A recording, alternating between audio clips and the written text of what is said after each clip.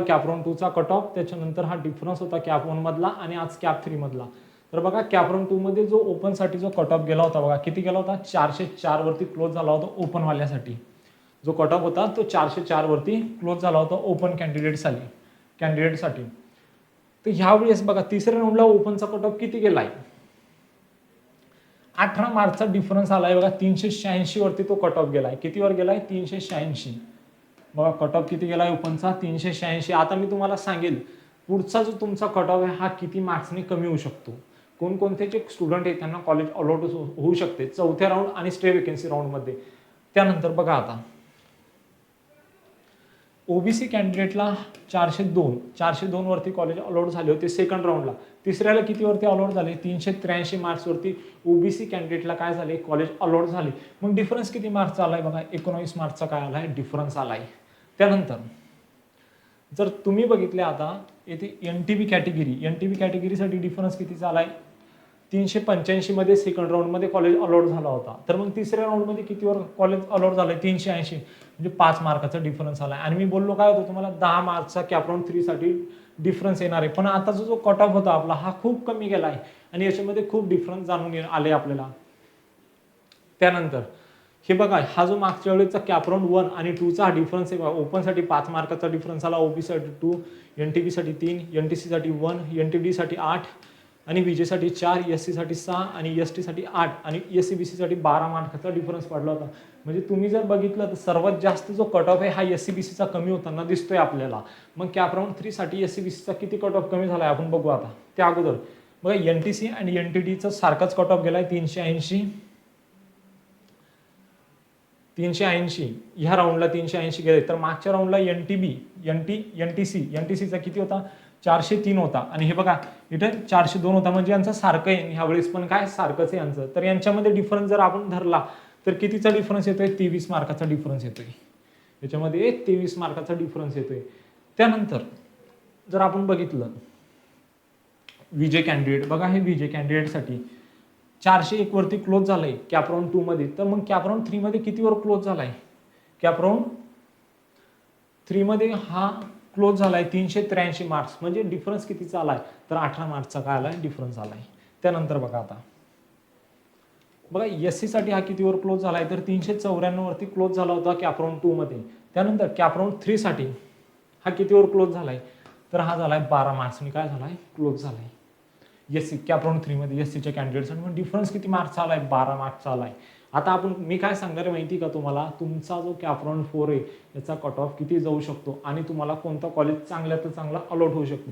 त्यानंतर आता एसटी साठी डिफरन्स कितीचा आलाय बघा, एसटी कॅन्डिडेटसाठी मागच्या वेळेस 304 वरती क्लोज झालं होतं आणि ह्यावेळेस कितीवर क्लोज झालाय, यावेळेस एसटीच्या कॅन्डिडेटला 303 वरती सीट अलॉट झाली, म्हणजे 1 मार्काचा डिफरन्स आलाय. मी पहिलेच बोललो होतो तुम्हाला सगळ्या कॅटेगरीमध्ये हा डिफरन्स येणार नाही, पूर्ण कॅटेगरीमध्ये 10 मार्क्सनी कमी होऊ शकतो, डिक्रीज होऊ शकतो कट ऑफ. आणि आपला जो कट ऑफ आहे 18, 19, 5, 23 मार्क्सनी बघा एनटीसी आणि एनटीडीच्या स्टुडंटसाठी सर्वात जास्त कमी झालाय. त्याच्यानंतर एससीबीसीचा बघू तुम्ही 22 मार्कचा डिफरन्स आलाय. बघा लास्ट राऊंडला किती होता एससीबीसीचा लास्ट राऊंडला 379 वरती क्लोज झालं होतं. तर मग बघा आताचा जो राऊंड झालाय आपला कॅप राऊंड 3 मध्ये 357 वर कॉलेज अलॉट झाले, म्हणजे 22 मार्कचा काय आलाय, डिफरन्स आलाय. म्हणजे केवढा मोठा डिफरन्स आलाय, दिसते ना तुम्हाला, समजते नाही सर्व. तर मग आपण बघणार आहे आता कॅप राऊंड 3 साठी. आता हा 3 झालाय आपला, 4 साठी काय कट ऑफ असणार आहे, त्याच्यानंतर आपला एक्सपेक्टेड कट ऑफ काय असणार आहे स्टे वेकेन्सी राऊंड जर झाला तर. तुम्हाला काय वाटते बरं, तुम्हाला काय वाटते मला ते सांगा. स्टे वेकेन्सी राऊंड होईल का यावेळेस, स्टे वेकेन्सी राऊंड का डायरेक्ट मॉकअप राऊंड, चौथा राऊंड होईल का स्टे वेकेन्सी राऊंड होईल. बघा cap round 4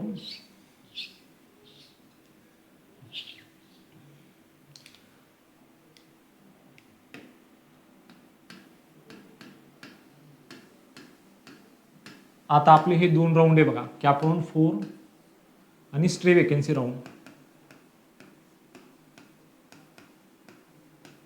stay vacancy round.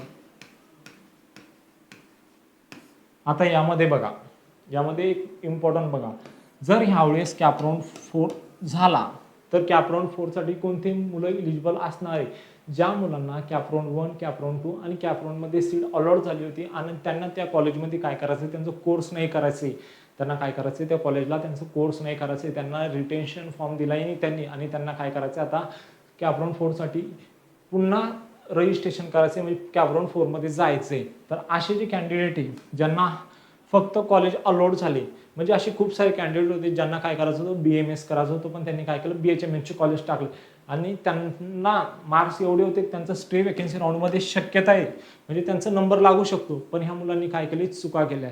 चुका कशा केल्या, त्यांना BMS करायचं नव्हतं, सॉरी त्यांना BHMS करायचं नव्हतं, पण त्यांनी काय केले, BMS कॉलेजेस टाकून ठेवले. मग हे मुलं काय, हे स्टे वेकेन्सी राऊंडसाठी इलिजिबल नसणारे, ज्यांना अगोदर कॉलेज अलाउड झाले ते मुलं. आता बघा, कॅपराऊंड 4 हा आहे आपला कॅपराऊंड 4.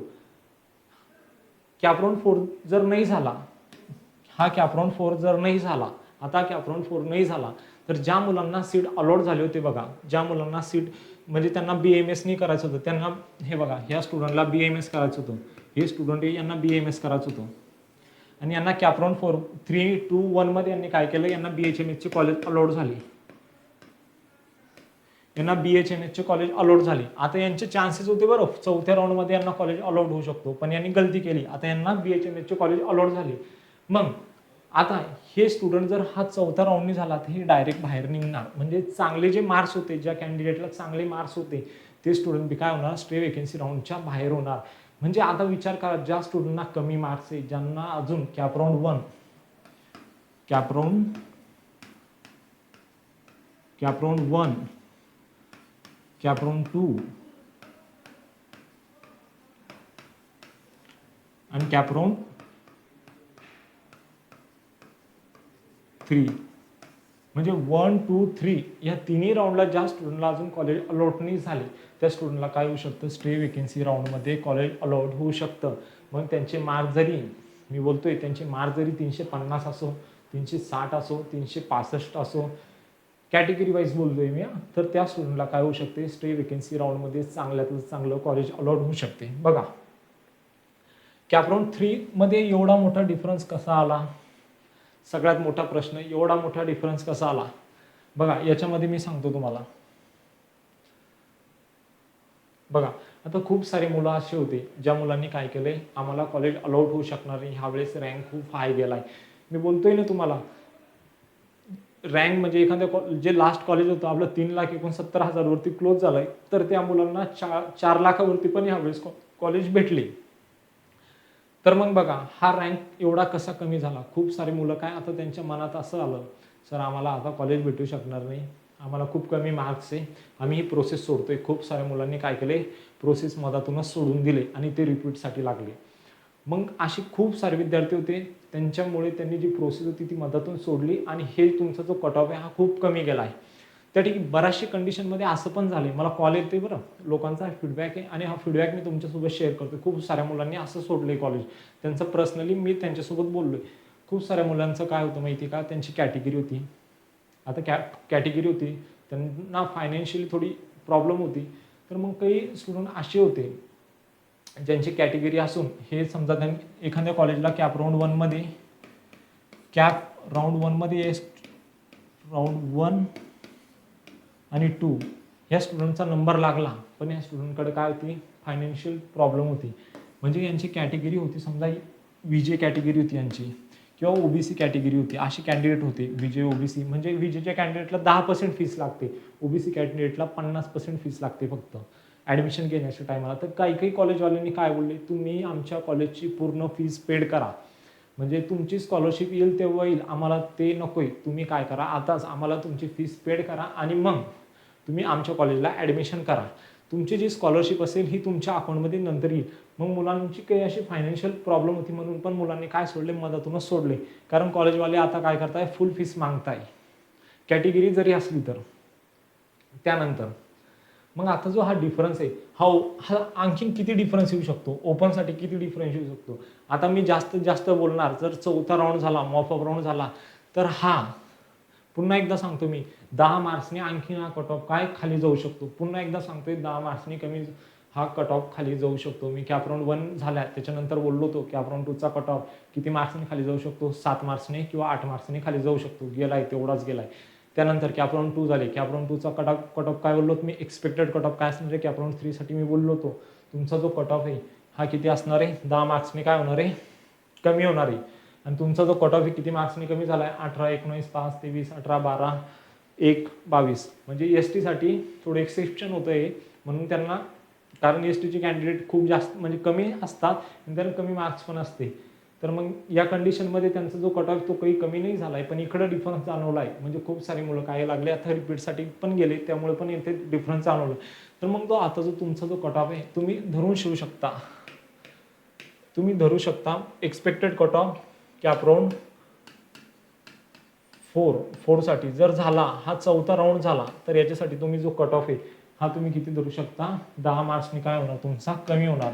आणि स्ट्रे वेकेन्सी राऊंडला पण तुमचा जो कट ऑफ आहे किती मार्क्सने कमी होणार, मी म्हणतो तुमचा स्ट्रे वेकेन्सी राऊंडला जर धरला आपण, तर मी म्हणतो खूप सारे मुलांनी काय केलेले, गलती केलेली आहे. कशा गलती केलेल्या मी आता सांगितलं तुम्हाला, त्यांना BAMS करायचं होतं.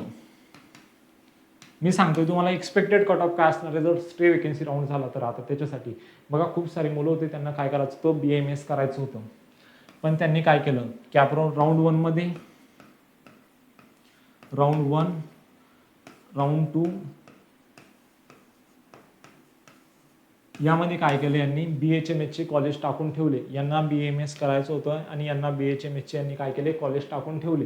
मग या केसमध्ये काय झालं, यांचा जो कट ऑफ आहे आता स्ट्रे वेकेन्सी राऊंडसाठी इलिजिबल नसणार आहे. यांना जर चांगले जरी मार्क्स असले ते नसणार आहे. ज्या स्टुडंटला कमी मार्क्स आहेत त्यांना अजून एकही पण कॉलेज अलॉट नाही झाले, ते मुलं काय जाऊ शकतात, स्ट्रे वेकेन्सी राऊंडसाठी जाऊ शकतात.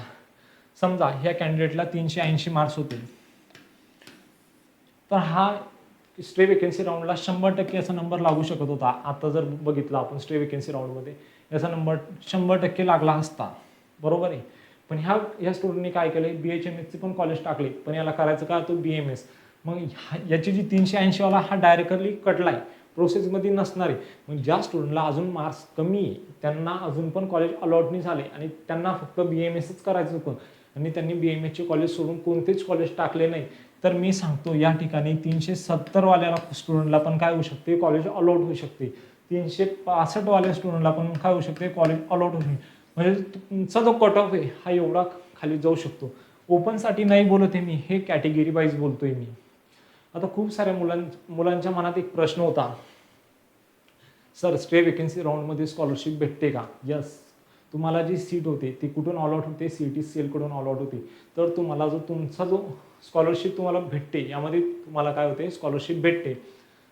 कारण तुम्हाला जी तुमची सीट आहे कोणाकडून भेटते, CET सेलकडून भेटते ना, तर तुम्हाला याच्यातून स्कॉलरशिप भेटणार आहे. त्यानंतर खूप साऱ्या मुलांच्या मनात असा प्रश्न होतो, आम्हाला 3ऱ्या राऊंडमध्ये कॉलेज लागलाय, आम्ही 4थ्या राऊंडसाठी जाऊ शकता. यस, तुम्ही 4थ्या राऊंडसाठी जाऊ शकता, पण कसं, तुम्ही तुमच्या रिस्कवरती जाऊ शकता 4थ्या राऊंडसाठी. तुम्हाला जर जायचं असेल तर जा, मी असं नाही बोलणार. कॉलेज कोणतेही कॉलेज धरलं, सगळेच कॉलेज चांगले, वाईट कोणताच कॉलेज नाही आहे.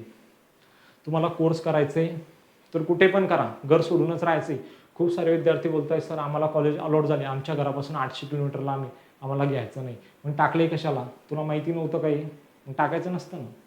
आता टाकले तर बघ, तुला जर कॉलेज अलॉट झाले, 40 किलोमीटर लांब आहे, 60 किलोमीटर लांब आहे किंवा 150 किलोमीटर लांब आहे, तू घर सोडूनच राहणार आहे ना. अपडाऊन थोडी करणार जवळ दिवस दररोज, एवढं लांब तू जाऊ शकणार नाही ना. तर मग तुला 800 किलोमीटर राहायचं काय आणि 40 किलोमीटर राहायचं काय, सारखंच घर सोडूनच राहायचं आहे, हॉस्टेलचंच खायचं आहे, हॉस्टेलवरतीच राहायचं आहे, मेसचंच खायचं आहे. तर तू काय करू शकतो, जाऊ शकतो नेक्स्ट राऊंडसाठी. जर तुम्हाला आपल्याकडे जर कॅप राऊंड 4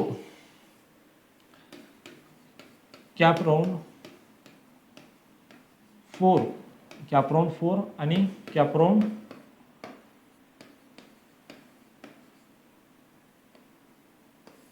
4 आणि स्ट्रे वेकेन्सी राऊंड,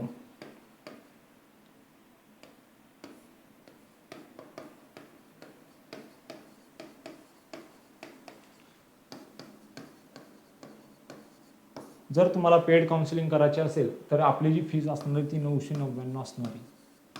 किती असणार आहे आपली फीस, 999 असणार आहे.